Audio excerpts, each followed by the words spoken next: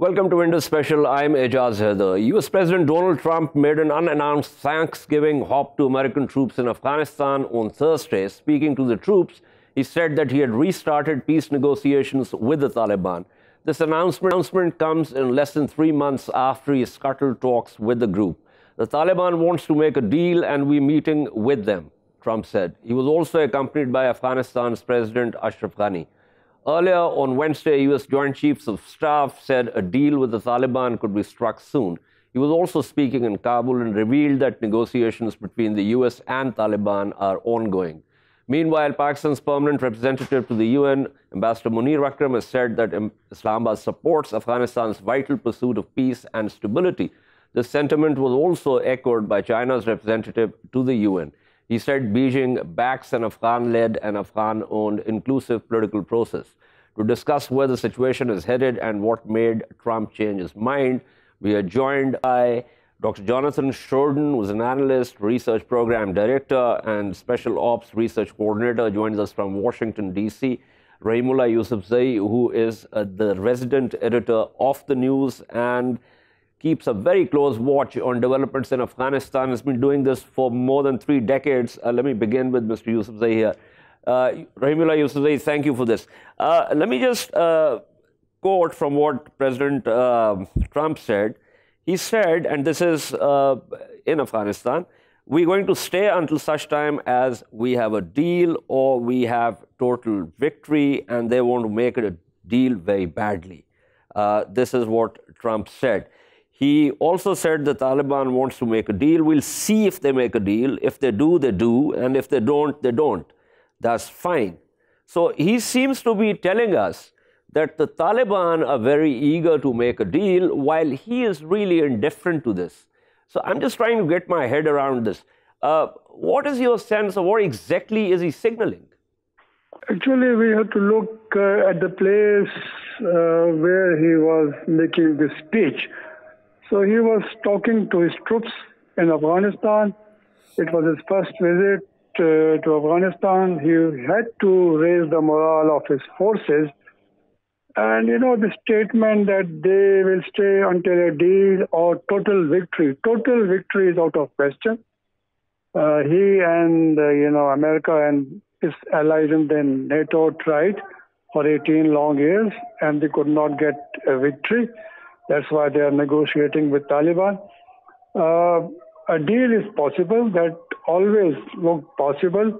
Now that he has changed his mind, he wants to resume talks with Taliban, but he had put certain conditions. One was that there should be a ceasefire, or if that is not possible, maybe a reduction in violence by the Taliban. Secondly, Taliban should agree and talk to the Afghan government as well.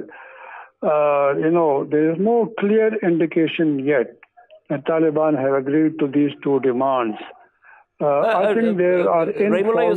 Since you talk about the ceasefire thing, let me say that President Trump also talked about the ceasefire, and he actually said that the Taliban are now willing to agree to a ceasefire. The other reports suggest that this is, as you're saying, a matter of contention.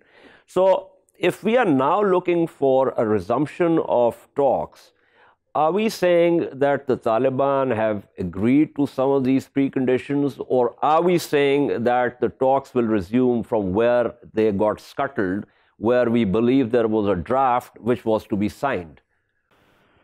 I think, if Taliban have their way, they would like to start from where they left. So they would like to have this peace agreement, on the agreed points. But I think the Americans would like to raise these new issues. Especially they want more guarantees regarding Taliban agreement to negotiate directly with the Afghan government and also to agree to a ceasefire. I think these issues will be discussed in these informal talks. And maybe the formal talks will begin when they have reached some understanding and they are close to a deal. But that is the possibility now, I think. But, this willingness of both sides to again resume the peace talks is something significant. This was bound to happen, when Trump ended the talks we knew that they will have to be resumed again because there is no other way. There is no military solution. But both sides, were trying to persuade the other side to agree to certain conditions. Yes, Taliban are eager to have a peace deal, but they, I think, will stand by their core demands. So I expect there will be a lot of, negotiations, and eventually there will be an agreement. Okay, final question before I let you go. There's also the presidential elections. There have been 2 postponements of election results. So we really don't know who the winner is and how this is going to pan out. What is your sense if there's a standoff? Because both camps have already declared victory, but we really don't know who has won or whether anyone has won. If that happens, there's going to be political instability in Afghanistan, and given that, do you think that could have any likely impact on the talks or any kind of deal? I think these elections have now become really, very controversial.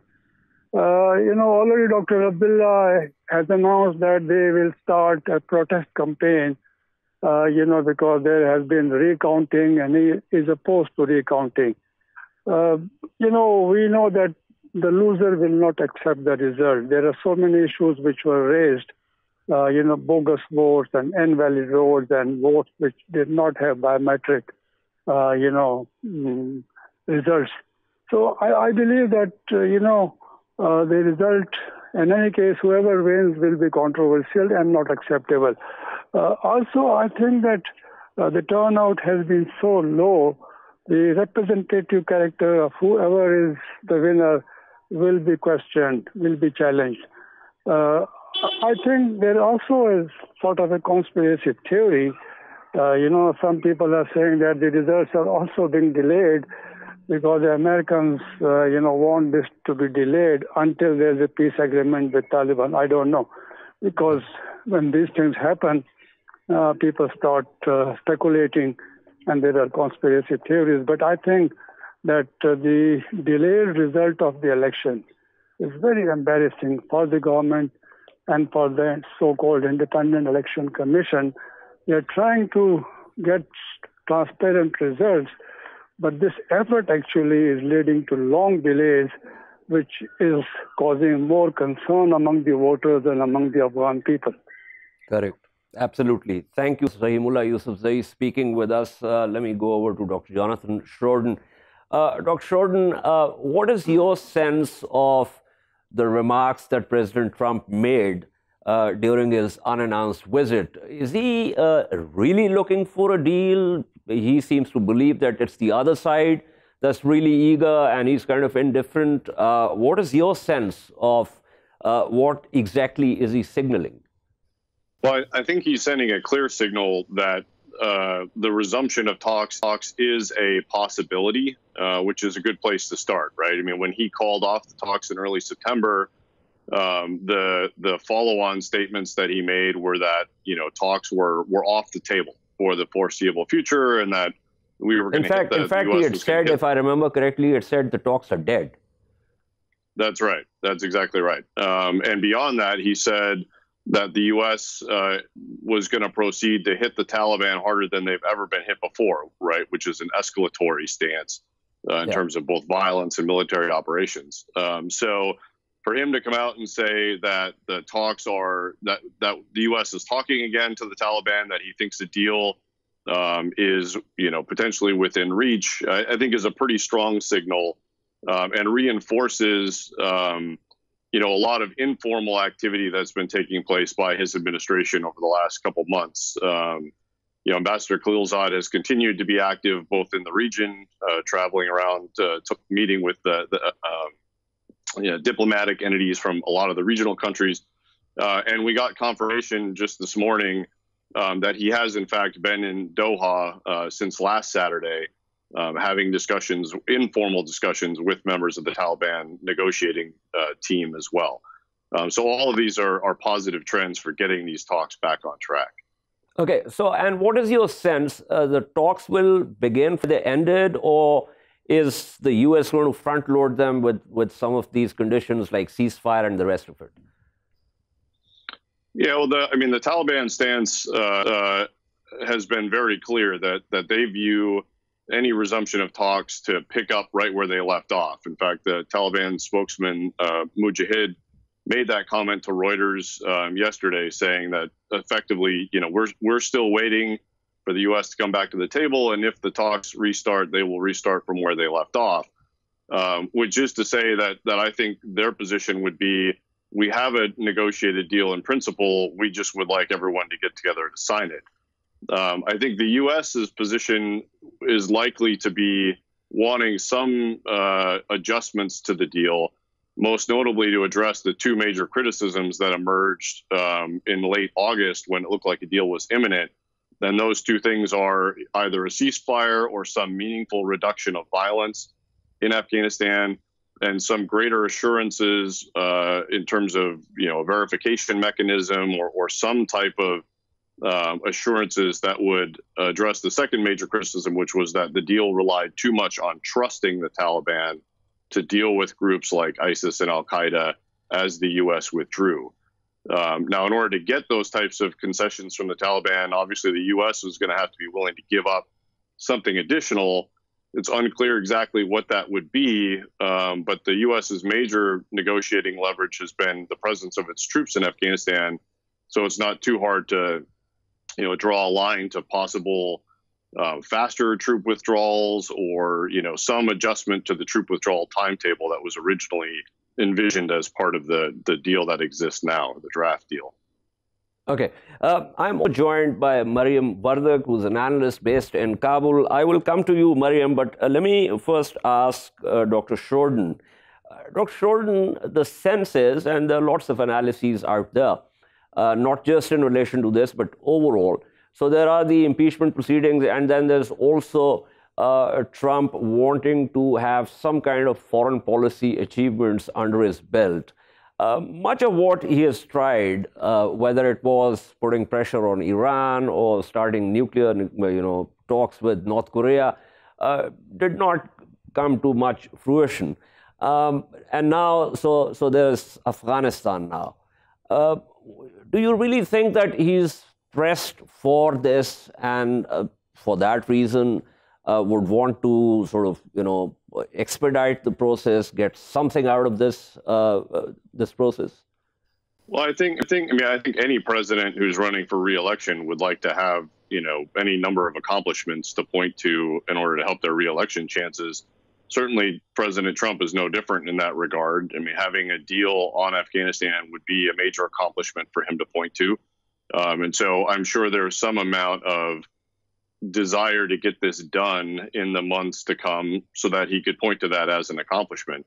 That said, if you recall back in August, the run up to the almost deal that took place, there was a lot of outcry from influential members of his own party, most notably the likes of Lindsey Graham, and some other senators. Who happens to be one of his very close allies.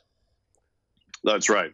And they signaled quite vociferously that they were unhappy with the terms of the deal. So I think that type of effect augurs against him agreeing to a deal just for the sake of getting a deal to point to politically. If his own party is not going to support a deal that that is akin to what was in place in August, then it doesn't really help him that much politically to have a bad deal. So, of course, I think he would like to have a deal heading into the election, but it's got to be a deal that he can sell to his own party, which means it's got to have a bit more concessions from the Taliban than what the deal had in August. Okay. Stay with me, Dr. Let me go over to Mariam Wardak. Mariam, thank you for being on the program. We'll be talking about the unannounced trip that President Trump made to Afghanistan. President Ghani was also there. In fact, I think it was pretty unusual for the Afghan president to actually address the American troops, which he did. Now, here's the thing. We have a U.S. president whose fate is kind of hanging in balance in the sense that he has impeachment proceedings. We also have an Afghanistan president who we really don't know whether he would be the Afghanistan president. He might well have lost the elections. So it's a strange kind of situation. What is your sense of how the Afghans are looking at this new development of talks with the Taliban and the postponement of election results and the rest of it? Well, U.S. President Donald Trump came to visit Bagram Base, which is about an hour and a half outside of Kabul. President Obama had once taken a trip to Bagram, and President Karzai did not visit him. However, I think President Ghani, in the circumstances that are taking place regarding the talks and the shaky relationship that he's had with the U.S., President Trump has not traveled to Afghanistan in the past, and nor has President Ghani have been invited until just recently.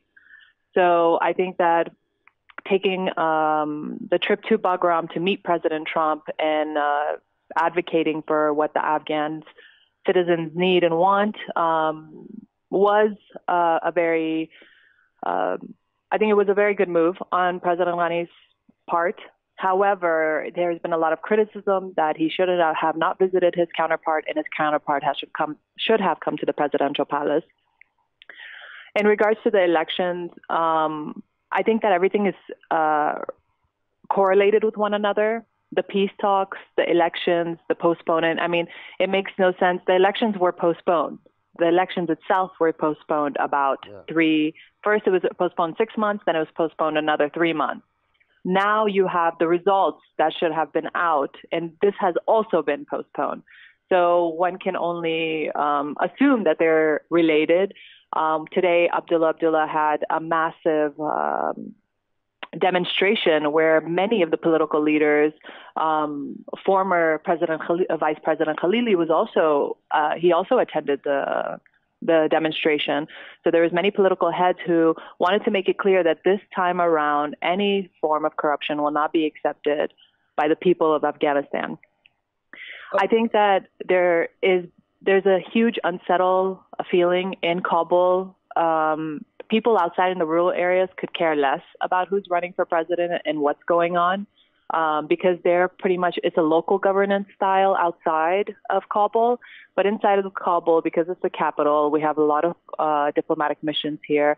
The stronger presence, it matters much more here. The public have lost faith in the democratic process. They're already preparing for the Taliban to return. I've seen an increase of number of women actually wearing burqas, where in the past many of them would just wear scarves. So I've seen a bit of change already taking place.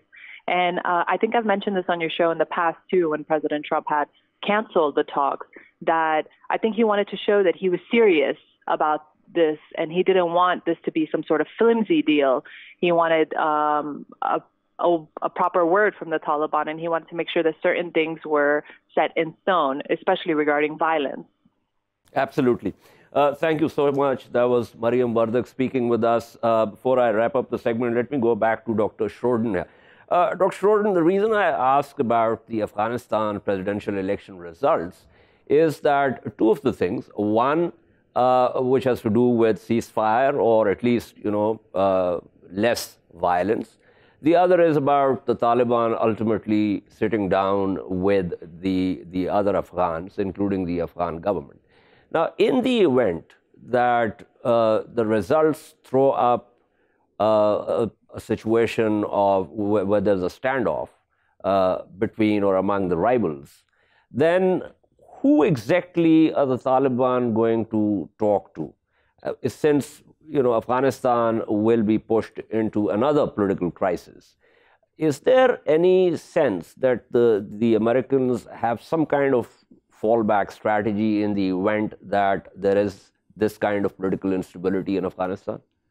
Well, I think so I can't answer necessarily yes or no to the last question, because I'm not privy to those types of planning efforts. But what I can say is, in terms of efforts that the U.S. has been engaged in that sort of address the type of issue that you raised, I think you could point to two things. One would be the amount of regional engagement that Ambassador Khalilzad's been involved in, I think is in part designed to address that, which is to say, if there were some type of messy political outcome to the Afghanistan election, it would certainly be helpful to have all of the regional countries and influential countries on board with some type of, negotiated settlement to come out of it, which is to say, right, there's a lot of countries that have influence in Afghanistan. If they're all on the same page, hopefully you could resolve some type of political impasse faster than if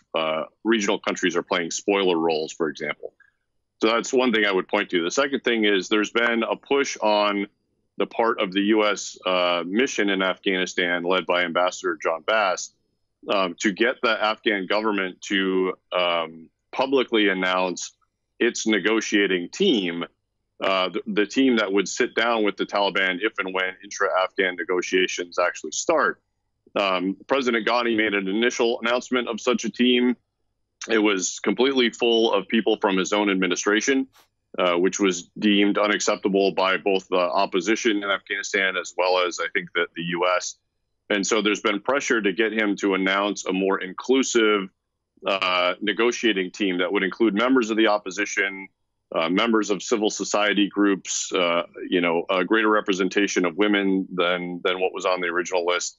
And so I think that's the second effort the U.S. is engaged in to try and address the potential of a political impasse, which is to say, if your negotiating team is inclusive, it's less tied to any particular administration or who's in power, and therefore might be more acceptable to the Taliban, and also sort of more reflective of the various stakeholders in Afghanistan. Thank you so much. That was Dr. Jonathan Schroden speaking with us. We'll take a short break and return to discuss the proposed joint naval drills by Iran, China, and Russia. Stay with us.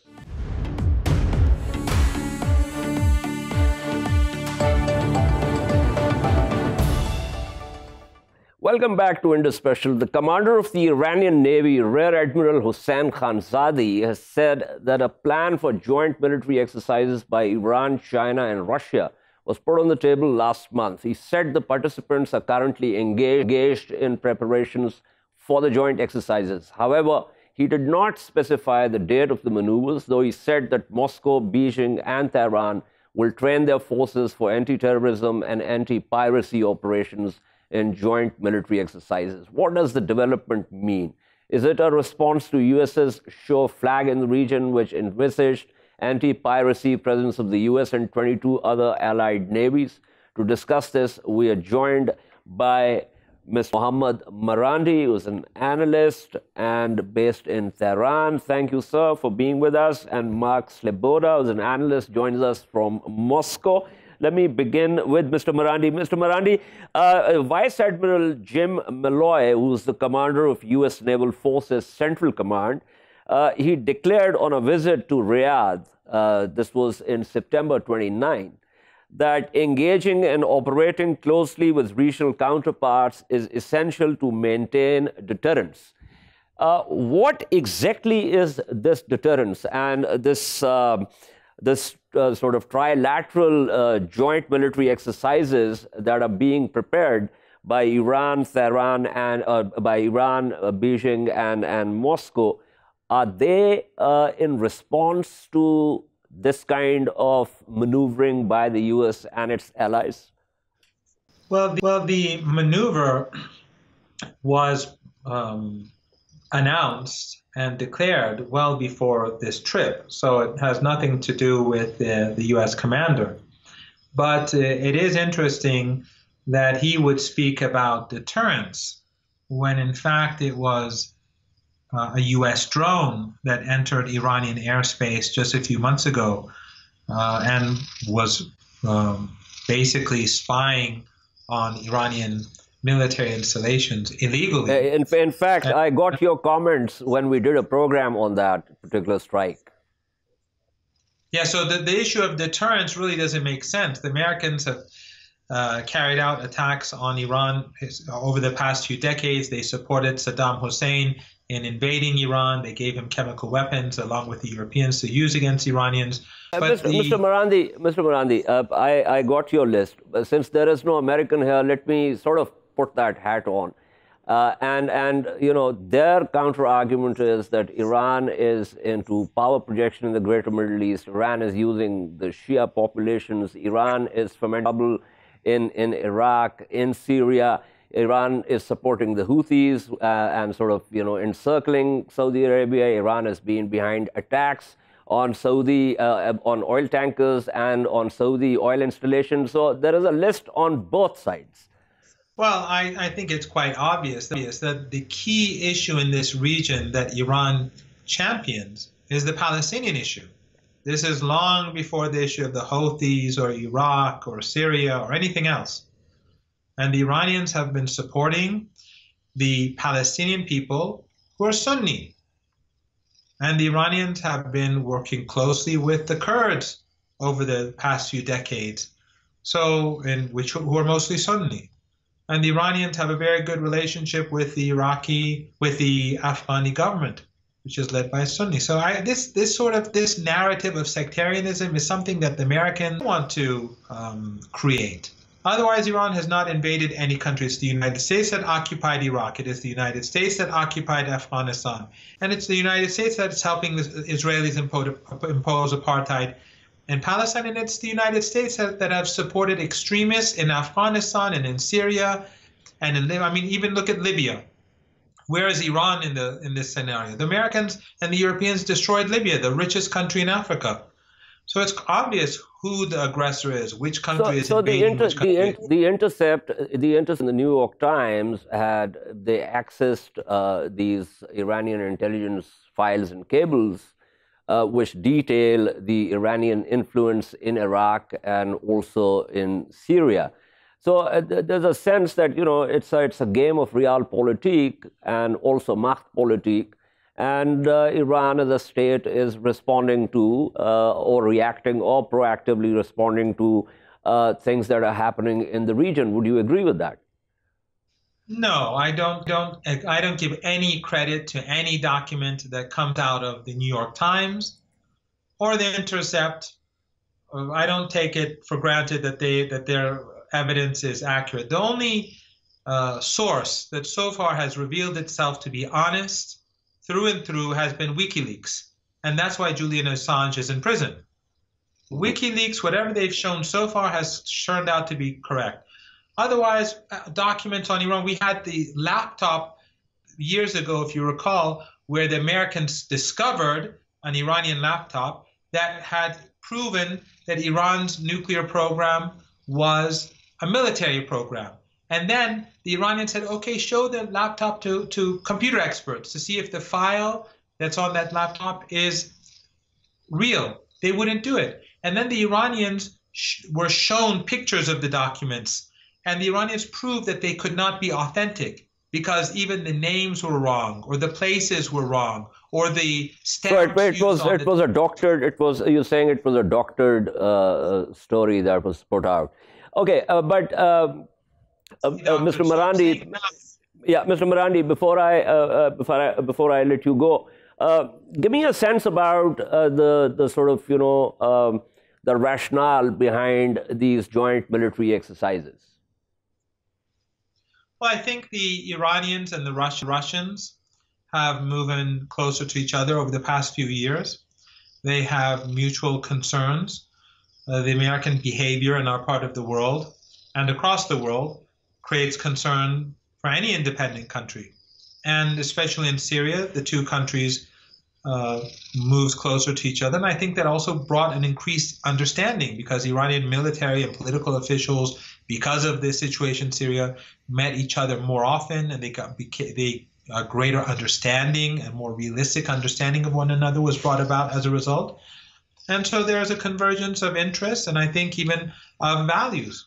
Independence is a value that we in Iran consider to be of utmost importance, and the same is true with the people in Russia. So why shouldn't the Iranians and the Russians and the Chinese, or anyone else for that matter, excluding NATO and the United States, have military maneuvers with one another. Why? The Americans have a huge presence in the Persian Gulf region. They have used their military. Fair enough. Thank you. That was Ms. Mohammad Marandi speaking with us. Let me hop over to Mark Sleboda in Moscow. Mr. Sleboda, thank you for being on the program. Now, at the beginning of this month, Moscow confirmed preparations for a joint naval exercise with China and Iran in the Indian Ocean. And at the Valdai Discussion Club, held from September 30th until October 3 in Sochi, Russian Foreign Minister Sergei Lavrov said flatly, "We, the People's Republic of China and Iran, are preparing naval drills for fighting terrorists and pirates in this part of the Indian Ocean." Now, my question is, could this not be a joint effort because the U.S. is already committed to these operations in the Indian Ocean? Well, obviously, this is a joint effort, at least between Russia and Iran, because both countries have publicly announced it. As yet, there has been no official public confirmation from China on the drills, but there hasn't been any denial yet either. I would presume the details are still being worked out. But obviously, it is a joint effort. And obviously, it is meant as a symbolic gesture as the U.S. begins to ramp up military forces in the region, now putting thousands of troops, bombers, and other military gear, as well as its naval forces in Saudi Arabia. So you were saying this is in fact a counter to the U.S. show of flag. Of course. I mean, not necessarily a counter to that specific drill, but certainly a geopolitical response to the buildup of U.S. military assets in the region and increasingly aggressive gestures towards Iran as the U.S. begins to tighten the grip of its economic war on that country. The latest naval drills conducted by the U.S.'s ad hoc coalition, the U.S., the U.K., and Australia, as well as the UAE, Bahrain, certainly was the latest evidence of that military buildup. It's interesting, Mr. Sleboda, that you talk about China, that there is no real confirmation up until now. Some of the reports with me suggest that China is cautious and their presence will have a limited scope.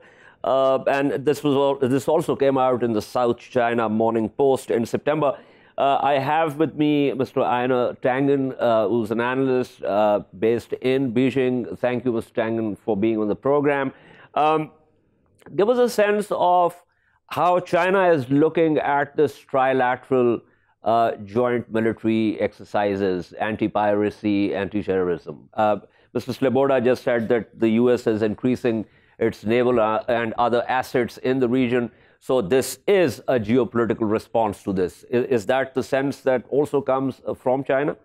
Well, yes, I think China has seen it. Now, you go back to earlier this year in July, China gave its first very matter-of-fact white paper, military strategic white paper, and they talked about the fact that there had been in 16 and 17 very clear indications from the U.S. about how they felt military, 17 and 18. So at this point, you see this kind of pre-World War II situation where both sides are kind of crab-like going at each other through these kind of alliances. Obviously, the U.S. has been pushing China and Russia together by virtue of its actions, tariffs and economic actions, also against individuals. This seems to be a pattern with the Trump administration: go after companies and then go after individuals. So at this point, Mr. Tangen, one of the things, I speak with Chinese experts, I get a sense they say, well, the Chinese approach to geopolitics and geostrategy is very different. We're not looking for conflicts. We are, in fact, looking for a cooperative framework in and through, and they also obviously quote the Belt and Road Initiative and the rest of it. But when one looks at the ground, whether it's in South China Sea, whether it's, in the form of these joint military exercises, one gets a sense that China is sort of, preparing, and there's the Chinese military modernization also, which is going apace, that China is preparing for a possible conflict. Is that sense correct? Oh, that's what I was pointing to with this World War I analogy, is that all the countries are trying very hard to avoid a real direct conflict. But remember what we're talking about here. The Straits of Hormuz is a critical vein for China. It is not critical to the U.S. China's efforts are not to single out or create one side. They really want to be on all sides of this and make it clear this is about trade, not ideology. They're not looking to push any kind of ideas onto their neighbors. They say those are internal matters, but they do need that oil, and the U.S. knows it. And that's one of the things that is moving things, not only in the South China Seas, but also in this area of the Indian Ocean. But the U.S. says, there are so many U.S. allies in Southeast Asia, and the U.S. says that their presence is essentially to secure this very important slot, and there's no real indication that the U.S.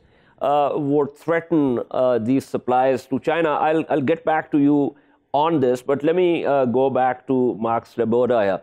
Mark Sleboda, it seems to me that we are headed towards another, what Graham Allison and his project described as a Thucydides trap, an existing power, an emerging power, and the possibility, almost the inevitability of a conflict. How do you look at this? I mean, China has its own near abroad. China is also projecting power. It's a rising power. Russia has its own near abroad, and the Americans are already concerned about how Russia is dealing with its near abroad.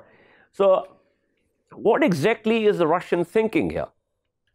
Okay, well, first of all, in response to your last comment, obviously the United States is threatening China's oil supply because of its economic war of sanctions on Iran, which is a major supplier of oil and other natural resources to China. So already the United States is threatening China's economic well-being, besides the trade war that the U.S. is also waging directly with China. As towards Russia's thinking in the region, Russia has proposed a collective security organization for the Persian Gulf. This has been backed by China. It's where naval security for the Gulf would be organized by all of the littoral powers working together and working out their differences amongst each other in order to facilitate the movement of oil out of the Gulf, which all of the littoral members have an interest in. The U.S. has already reacted very negatively to this idea because inherent in it is the idea that the United States is not itself a littoral member and has only limited security, legitimacy, and interests in the Gulf. As for the wider question of the Thucydides trap and China, obviously the United States, besides its series of wars and regime changes all across the Middle East, is militarily building up forces on Russia's border and seeking a containment sphere of China as well. It is a hegemonic power attempting to resist the emergence of a multipolar world and independent power centers in Eurasia. So we are a trap. Thank you so much. That was Mark Sleboda speaking with us. Before I wrap up the segment, let me go back to Mr. Tangen here. Mr. Tangen, give me just quickly, because I have a couple of minutes only, the essential postulates of China's geopolitical push. Basically, non-interference. China wants to have peace and stability through this idea of these trade mechanisms. RCEP and the Belt and Road Initiative are the ones that everybody talks about, but they're also doing a lot with independent funds. They have the BRICS Bank They also have the AIIB. The idea is that they see this as an opportunity for WTO 2.0. And what I mean by that is rather than just having agreements about trade, to actually facilitate trade through this infrastructure. They believe this is absolutely necessary to stability, economic and political, within the region, and it has served them well. The difficulty is I sometimes think they underestimate a lot of the kind of cultural components that go into a lot of these areas. It's very difficult to untangle. China's attitude and style has been to try to stay out of that, to be on all sides as a non-threatening trade partner, not a political lecturer. Okay. Thank you so much, Mr. Einar Tangen, speaking with us. This is all for tonight from Indus Special. We shall see you next week at the same time. Meanwhile, for latest updates, you can follow us on social media at indus.news. Good night and goodbye.